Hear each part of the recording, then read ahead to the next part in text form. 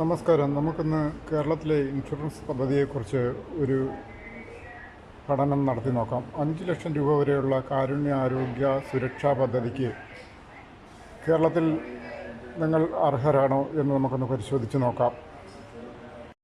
പലർക്കും ഈ ഒരു പദ്ധതിയെക്കുറിച്ച് അത്ര ബോധവാന്മാരല്ല എന്ന് തോന്നുന്നുണ്ട്. പലരും ഈ ഒരു ഇൻഷുറൻസ് പദ്ധതിയെക്കുറിച്ച് എങ്ങനെയാണിത് കിട്ടുക എന്നുള്ളതിനെക്കുറിച്ച് പലരോടും സംശയങ്ങൾ ചോദിക്കുന്നുണ്ട്. ഇത് വളരെ ലളിതമായി തന്നെ ഗവൺമെൻറ് ഹോസ്പിറ്റലുകളിൽ കിട്ടുന്നതാണ്. ആരോഗ്യ ഇൻഷുറൻസ് കാർഡ് ഇതുവരെയും കിട്ടാത്തവർക്കാണ് ഈ പറയുന്നത്. നമ്മൾ ഏത് ഹോസ്പിറ്റലാണോ പോകുന്നത് ആ ഹോസ്പിറ്റലിൽ കൗണ്ടർ ഉണ്ടായിരിക്കും. ഈ പദ്ധതി സാധാരണക്കാർക്ക് എങ്ങനെ വളരെ ലളിതമായി ഉപയോഗപ്രദമാക്കാം എന്ന് ഞാൻ വിശദീകരിക്കാം. ഈ വീഡിയോയുടെ അവസാനം വരെ കാണുക. ആയുഷ്മാൻ ഭാരത് വയോവന്ദന പദ്ധതിയോട് മുഖം തിരിച്ച് കേരളം. 70 വയസ്സ് പൂർത്തിയായവർക്ക് സൗജന്യ ചികിത്സ ലഭ്യമാക്കുന്ന പദ്ധതിയിലെ അവ്യക്തത മൂലമാണ് കേരള സർക്കാർ പദ്ധതി ഉപേക്ഷിക്കുന്നത്. 5 ലക്ഷം രൂപ വരെയുള്ള കാരുണ്യ ആരോഗ്യ സുരക്ഷാ പദ്ധതിക്ക് KASP നിങ്ങൾ അർഹരാണോ?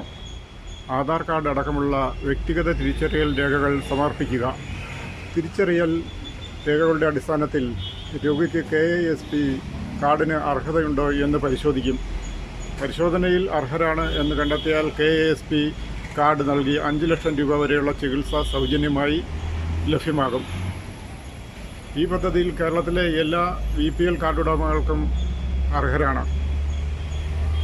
കാർഡും മറ്റുള്ള രേഖകളും അനുബന്ധ രേഖകളും ഈ ഗവൺമെൻറ് ഹോസ്പിറ്റലിലുള്ള പ്രത്യേക കൗണ്ടറിൽ കൊടുത്ത് നിങ്ങൾ ചെക്ക് ചെയ്യുകയും അവിടെ നിന്ന് ഇൻഷുറൻസ് പദ്ധതിയിൽ അംഗത്വം എടുക്കേണ്ടതുമാണ്. ഇതിനോടകം തന്നെ 10 ലക്ഷത്തിലധികം ആളുകൾ പദ്ധതിയിൽ രജിസ്റ്റർ ചെയ്തിട്ടുണ്ട്. വയോജനങ്ങളെ കേരളത്തിലെ ഇൻഷുറൻസ് പദ്ധതിയിൽ ഇതിനോട് മുൻപേ തന്നെ അംഗത്വം കൊടുത്തിരുന്നു. ആയുഷ്മാൻ ഭാരത് പദ്ധതി ഇനി എന്നത്തേക്ക് കേരളം ഏറ്റെടുക്കുമെന്ന് ആർക്കും ഒരു ധാരണയുമില്ലാത്ത സ്ഥിതിക്ക് കേരളത്തിലെ പദ്ധതികൾ തന്നെയാണ് ഏറ്റവും ഉചിതം.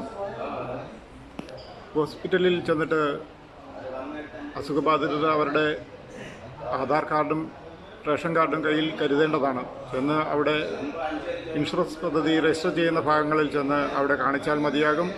മറ്റുള്ള വിഷയങ്ങളൊന്നുമില്ല, അവർ തന്നെ ശരിയാക്കി തരുന്നതാണ്. ഹോസ്പിറ്റലിൽ അതിനുള്ള ഒരു സെക്ഷൻ തന്നെ പ്രവർത്തിക്കുന്നുണ്ട്. നമ്മൾ ആശുപത്രികളിൽ അഡ്മിഷൻ എടുക്കുന്ന സമയത്ത് തന്നെ നമ്മൾ ഏത് ഇൻഷുറൻസ് ആണെന്ന് അവിടെ പറഞ്ഞിരിക്കേണ്ടതാണ്. മെഡിസിപ്പ് ഉപയോഗിക്കുന്നവർക്കും എളുപ്പം തന്നെയാണ് ഇപ്പോൾ.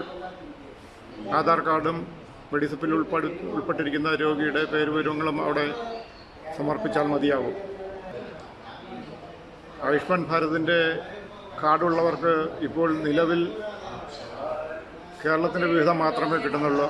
60% കേന്ദ്ര വിഹിതം ഇപ്പോൾ ലഭ്യമാകുന്നില്ല. ഇനിയിപ്പോൾ ആയുഷ്മാൻ ഭാരത് എന്നത്തേക്ക് തിരിച്ചു വരും എന്നാർക്കും പറയാൻ പറ്റില്ല. ഞാനിപ്പോൾ ഹോസ്പിറ്റലിലാണ്. ഹോസ്പിറ്റലിൽ വന്നപ്പോഴാണ് ഇതിൻ്റെ എല്ലാം നിജസ്ഥിതി നേരിട്ട് മനസ്സിലാക്കാൻ സാധിക്കുന്നത്.